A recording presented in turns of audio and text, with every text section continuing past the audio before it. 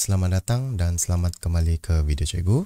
Terima kasih kerana menonton video cikgu, dan untuk video-video yang lepas, kita sudah melihat bagaimana kita menghasilkan graf bar berganda dan juga graf garisan berganda. Dan untuk video kali ini pula, kita akan mempelajari bagaimana kita menghasilkan carta pi. Tapi sebelum kita mula, mari kita lihat apa yang kita akan pelajari dalam topik ini. Baiklah, di dalam bahagian kemahiran geografi, bab 1 carta pi ini, terdapat 3 perkara yang kita akan pelajari pada bab ini. Yang pertama nanti, kita akan melihat ciri-ciri yang terdapat di dalam sesebuah carta pi. Yang kedua nanti, kita akan lihat data dan maklumat yang kita akan gunakan untuk menghasilkan carta pi. Dan yang ketiga nanti, kita akan gunakan data dan maklumat itu untuk menghasilkan carta pi yang lengkap dengan ciri-ciri yang kita telah pelajari. Jadi, mari kita mulakan. Kita mulakan dengan pengenalan carta pi itu sendiri. Seperti yang kamu lihat di dalam paparan di sebelah ini, carta pi merupakan satu gambar raja ataupun bahan grafik yang memaparkan pembahagian ataupun pecahan data dan maklumat dalam bentuk bulatan. Dan carta pi ini paling sesuai digunakan untuk menunjukkan perbandingan data dan maklumat kepada informasi yang lebih jelas, mudah dan menarik. Baik, kita tengok pula ciri-ciri yang terdapat di dalam paparan di sebelah ini yang memaparkan satu bentuk carta pi yang lengkap. Okay, yang pertama kita lihat di atas ini, carta pi itu dilengkapi dengan satu tajuk. Dia ada jari di dalam bulatan itu sendiri, dan di dalam bulatan itu dibahagikan kepada beberapa sektor, dan sektor-sektor itu nanti data dan maklumat itu dipersembahkan dalam bentuk peratus. Dan untuk membezakan setiap sektor-sektor itu, dia akan sediakan satu petunjuk di sebelah ini, petunjuk yang memaparkan warna. Dan kita boleh juga menggunakan lorekan yang berbeza kalau tidak mau menggunakan warna. Dan di bawah itu ada jumlah keseluruhan satu data yang kita akan persembahkan. Jadi sekarang kita akan lihat bagaimanakah ataupun apakah data yang kita akan gunakan untuk menghasilkan carta pi kita pada video kali ini. Mari kita lihat. Ini adalah data yang kita akan gunakan untuk menghasilkan satu carta pi yang lengkap nanti. Jadi jadual di bawah ini menunjukkan peratus ekspor produk sektor pembuatan Malaysia pada tahun 2020, dan negara-negara yang terlibat yang kita lihat di dalam paparan ini ialah negara Amerika Syarikat, Jepun, Singapura, China dan juga negara-negara lain. Dan Amerika Syarikat peratus ekspornya 23 untuk Jepun, Singapura 18, China 16 dan juga negara-negara lain ialah 15%. Dan jumlah keseluruhan peratus ini ialah 100%. Jadi berdasarkan jadual di atas ini, lukiskan carta pi bagi menunjukkan peratus ekspor produk sektor pembuatan Malaysia pada tahun 2020. Jadi untuk melukis satu bulatan carta pi itu nanti, kita akan gunakan jejari 6 cm. Dan sebelum kita melukis carta pi ini, ada satu perkara lagi yang tertinggal yang kita akan gunakan untuk melukis carta pi ini. Kalau kita lihat di dalam jadual ini, kita perlu mencari sudutnya, sebab fungsi sudut ialah untuk membahagikan satu bulatan itu kepada sektor-sektor tertentu. Contohnya, kalau kita lihat di sini, negara yang terlibat ialah dalam 1, 2, 3, 4, 5.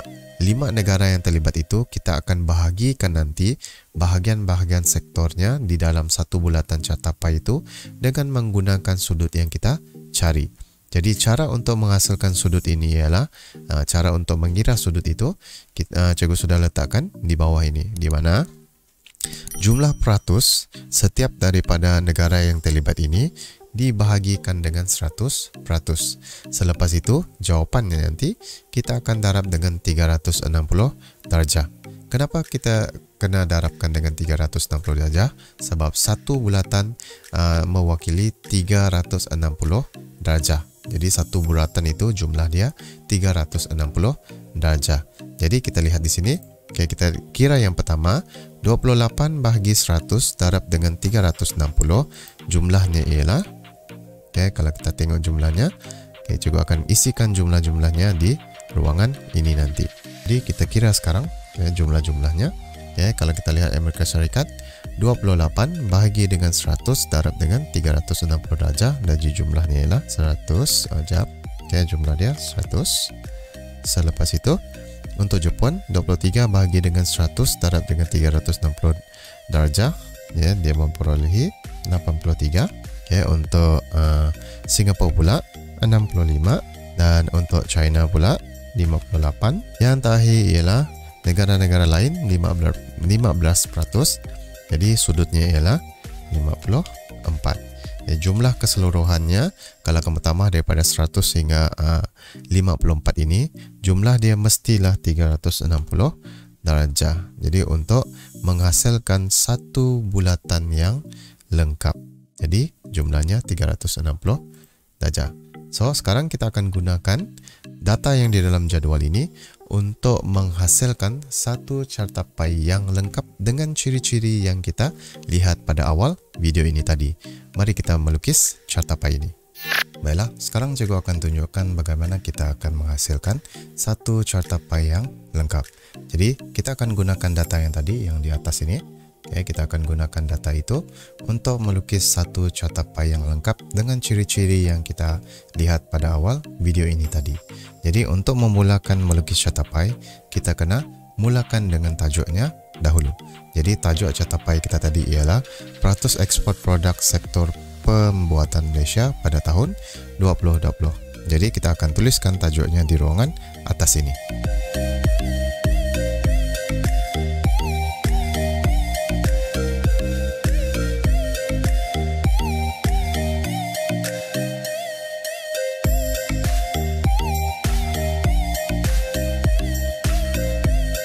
Ini adalah tajuk kita, peratus ekspor produk sektor pembuatan Malaysia pada tahun 2020.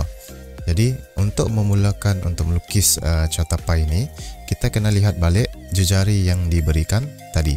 Jadi jejari yang diberikan tadi ialah jejari 6 cm. Jadi jejari itu nanti kita akan gunakan untuk melukis bulatannya. Untuk menentukan jejari tersebut, kita kena gunakan pembaris dan juga jangka lukis. Jadi jangka lukis itu nanti kita kena bukakan 6 cm seperti ini. So, bukakan 6 cm, selepas itu alihkan ke graf. Jadi pada graf itu nanti kita lukiskan jejari 6 cm, bulatan berjejari 6 cm. Lukiskan bulatan tersebut.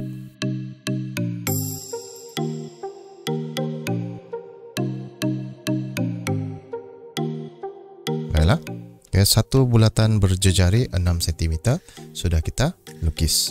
Selepas itu kita kena sediakan satu garisan separuh bulat, satu garisan di separuh pada bulatan itu, untuk menandakan kita akan mula membahagikan sektor di dalam carta pai ini, bermula dengan garisan ini. Jangka sudut yang kita akan gunakan untuk melukis carta pai ini ialah jangka sudut separuh bulatan. Jadi dengan menggunakan jangka sudut ini nanti kita akan bahagikan sektor-sektor di dalam carta pai ini.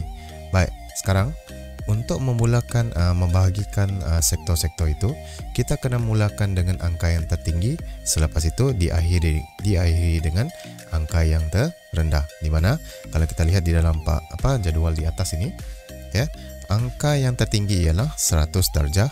Lepas tu angka yang terendah ialah 54 darjah. Jadi kita mulakan untuk menanda angka 100 darjah. Pastikan kosong yang terdapat di dalam jangka sudut ini selari dengan garisan ini, dan titik tengahnya kita letakkan di tengah-tengah seperti ini. Okey, sekarang dia sudah selari dan kita carikan sudut 100 darjah. Jadi sudut 100 darjah itu di sini. Dan kita boleh sambungkan garisan titik tengah tadi kepada garisan yang kita tandakan 100 darjah tadi. Baik, 100 darjah sudah dapat. Sekarang kita lihat angka yang kedua tertinggi, iaitu 83 darjah, iaitu negara Jepun. Seperti ini tadi. 83 darjah. Kita pusingkan. Untuk mencari 83 darjah itu, kita pusingkan kepada garisan 100 darjah yang kita sudah lukiskan. Kita pusingkan. Okey, seperti ini. Dan kita cari 83 darjah. Okey, kita carikan 83 darjah. Okey, 83 darjah di sini. Dan kita sambungkan dengan titik tengah tadi. Okey, selepas itu angka yang ketiga pula ialah 65 darjah. Jadi daripada 83 ini tadi, okey, kita carikan, kita adjust sikit. Okey, kita buatkan jangka sudut kita seperti ini. Okey, pusingkan daripada 100 tadi. Okey, contoh macam ini tadi ya. Okey, daripada 100 tadi, kita pusingkan, kita cari 83 darjah. Dan daripada 83 darjah itu, kita pusingkan untuk mencari angka yang seterusnya 65 darjah. Okey, 65 darjah. Okey, dikirakan di sini 65 darjah. Okey, kita terus sambungkan. Okey, sekarang sudah dapat 65. Dan daripada 65 tadi kita pusingkan jangka sudut kita untuk mencari angka yang seterusnya 58. Okey, kita tandakan 58. Okey. Dan yang terakhir ialah 54 darjah. Jadi kita sudah bahagikan catapai ini kepada 5 sektor. 1, 2, 3, 4, 5. Dan sektor-sektor ini dia ikut jumlah negara yang tadilah.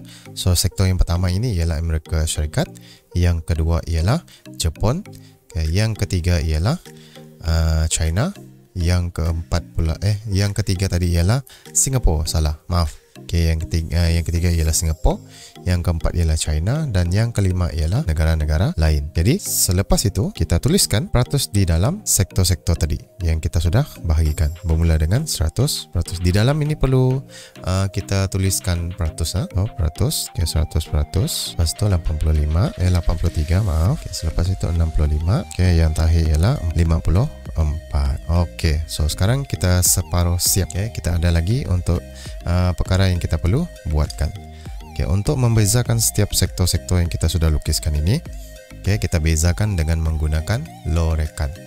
Kalau kamu ada warna, kamu boleh bezakan dengan menggunakan warna. Kalau dalam sini cikgu tidak ada warna, so cikgu gunakan lorekan. Jadi lorekan setiap sektor ini dengan lorekan yang berbeza.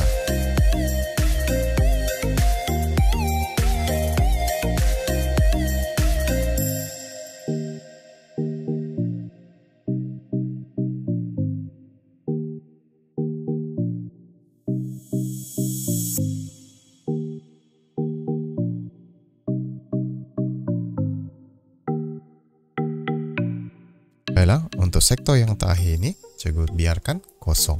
Jadi sekarang kita sudah bezakan setiap sektor-sektor yang kita sudah lukis di dalam catapai. Jadi untuk menunjukkan sektor yang pertama, kedua, ketiga, empat dan kelima ini apa, dengan lorekan yang kita gunakan tadi, kita tunjukkan di dalam petunjuk. So petunjuk dalam graf cikgu ini cikgu letakkan di bawah. Dan kita sediakan 5 kotak untuk kita melukis balik corak-corak yang kita gunakan tadi.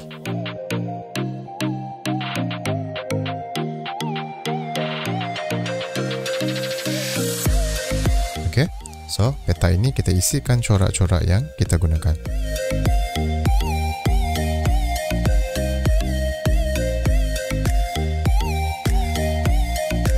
Baiklah. Dan sekarang kita letakkan nama-nama negara-negara tadi.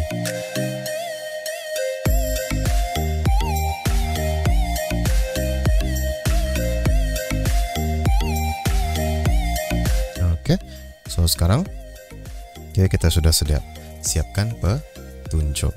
Jadi ini adalah satu catapai lengkap yang kita sudah hasilkan.